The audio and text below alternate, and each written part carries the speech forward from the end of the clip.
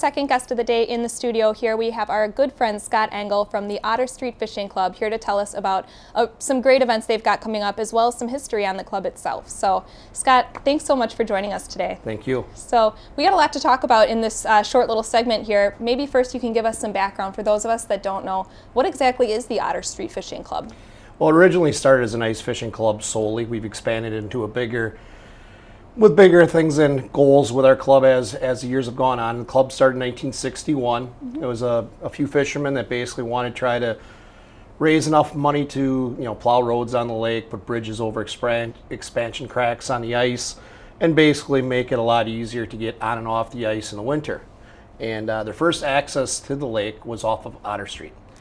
Thus, the Otter Street Fishing Club, which confuses a lot of people because our headquarters are on CP Avenue. Right. So people are looking for us, and sometimes it can be a little difficult, but that's why we're the Otter Street Fishing Club.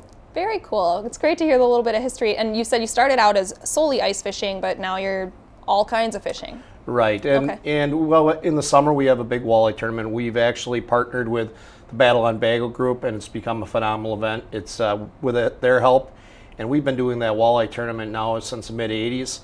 So we have, I think, a lot of experience and the volunteers to put on a great event. And with their help and the sponsors and the help of both our organizations, it's really turned into one of the best walleye tournaments in the Midwest now. Very cool. So great partnerships throughout the community. Absolutely. And one of the biggest events that the Otter Street Fishing Club throws every year is the fishery. When is the fishery this year? Fishery's Saturday, February 6th. We're starting out, we're kicking off Friday night. It'll be Friday, February 5th. This year we're having Star 69 play in the heated tent. It's a 180 by 40 foot tent, heated. Well, right now we're not thinking that much about it with the temperatures we're getting right now, but this is Wisconsin, and I expect by February we'll have ice and we're going to have our traditional Wisconsin winter. But Friday night will be Star 69 from 7 to 11, and then our traditional fishery the next day goes from 10 a.m. till 5 in the afternoon. Very cool. So really Friday, the big event is in the evening with the concert, get some beers with your friends and kind of support the Otter Street Fishing Club. I look at it as a social event in the winter. A lot of us are cooped up and it's cabin fever. It's nice to get out to an event like that and get to see some friends and enjoy some social time.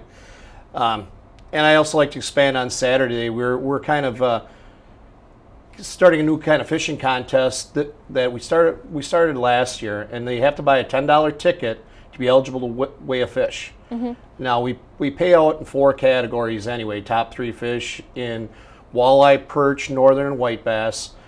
Of those $10 tickets bought, at the end, anybody that's brought in a fish and weighed their fish will draw randomly of those for a $1,000 winner and a $500 winner. So that's a new twist to our fishing portion of it on Saturday. That's kind of an exciting chance at some winning. All you got to do is catch a fish. It doesn't matter how big it is either. Which could be somewhat of a challenge for some people sometimes. It definitely is. It's not that easy anymore. Yeah, well, that's great. What are some of the other contests that people can anticipate? We do a lot of stuff there on Saturday. We have kids games, and there's small prizes. It's kind of digging through hay, and they go for candy and coins. We fill it with, quarters and dimes and nickels, and the kids shuffle through that. And they've got multiple other types of games, fishing out of a barrel type thing. And we also have races out there. We bring in Beaver Cycle Club, and they race motorcycles on the ice and four-wheelers and that kind of thing. And we also have 4x4 races, which they have a timed run through a course, and it's fun to watch them. They enter with their own vehicles, and they, crash I don't mean crash, but run into snowbanks, and it's kind of fun to watch. Yeah, and we've got the motorcycle or the... Yeah, there's motorcycle races, and they hit some incredible speeds, actually. Obviously studded tires and everything, but to watch these guys, and that's amazing. It is incredible. So it's not just fishing, it's really fun for the whole family. You don't have to be a fisherman to come out and enjoy the festivities. It's, like you said, a great way to kind of get out of the house. You're cooped up all winter, and it's fun to get outside. Absolutely. We call it a fishery, but it's got a lot more than that. Yes. So we talked about Brandon's Bash a little bit. Maybe you can just give us a background on how it originated and became Brandon's Bash. Yeah, that was a new thing that we started, and unfortunately it's because we lost a member. Mm-hmm. He passed away. Yeah, it's a really nice event. Yeah. Yeah, It's a great way to kick off, and you know, it kind of turns it into a little bit more of a social event too. Right. A lot of times people automatically assume that it's just fishing and sportsmanship and that kind of thing, but it's really fun to get out and really appreciate the people that you're with on a daily basis when you're out fishing or during the season alone. So it's just a great opportunity. Absolutely, yes. And sorry about that, but he was a 26-year-old that was killed in a construction accident, and it was his idea to do that Friday night thing. So that's how we started with it. And what a great way to honor him, Absolutely. too. So much fun. I know I went out last year for the first time, and I had a blast. It's just, and I am in no way, shape, or form a fisherman, but it's just great to get out there and listen to some good music. Thank you. Yeah, we really enjoyed talking about it. Tell us where all the proceeds go. So this is all for a big reason here. Right.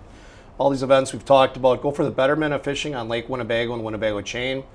And basically we've done things, well, obviously for the last 50 years plus of work with the DNR, work on projects around the area. There's a fishing pier there in Miller's Bay that we did 5 to 10 years ago, and that was $35,000. We've bought the DNR a shocking boat, which is $35,000, and gives them more education to keep up on trends with certain species of fish, what's going on, what they can do to kind of help with all those. I mean, multiple things through the years, whether it's been fishing docks and piers and the river, and we've done many. We had a sauger project that went for 10 years. That's a fish that nearly became extinct in our lake, and between our work and work of Walleyes for Tomorrow in this area, we brought that species back, where now people are actually catching these fish again, and the DNR has put a bag limit of 1 on there, where there was absolutely, you were not able to keep a sauger at one time. Really? So these are projects that we're very proud of through the years. We've donated about $750,000 to projects like this. Amazing. And a lot of people don't realize this stuff doesn't just come out of nowhere. It's a lot of behind the scenes work that these projects come from. Yeah, and all these, when you start watching a show like this and watching all the great programs that people are coming up here and speaking about, it takes a lot of work, a lot of time, and you know, everybody right now, there's cutbacks everywhere. These organizations are really working hard to do something nice in their community. Yes. So maybe you can give us a recap of the date, time, location of the fishery this year. Okay. It's Miller's Bay in Menominee Park, Friday, February 5th. A band Star 69 starts at 7 o'clock and goes till 11. We'll start off then again Saturday, February 6th at 10 a.m., and that goes till 5 o'clock. Wonderful. And where can we find more information? Go to our website, which is theosfc.net, and on Facebook. And you're always posting great updates about events and things going on.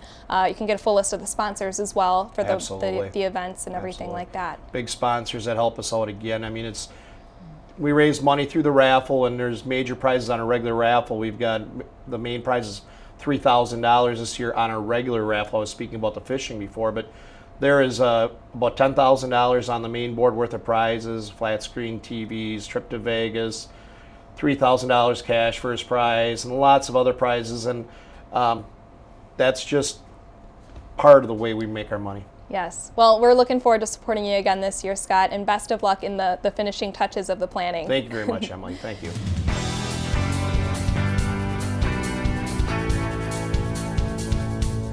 Oshkosh Today was supported in part by the Friends of OCM.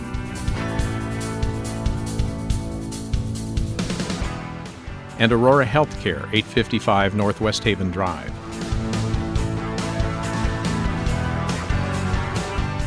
Set design provided by House of Flowers, 1920 Algoma Boulevard.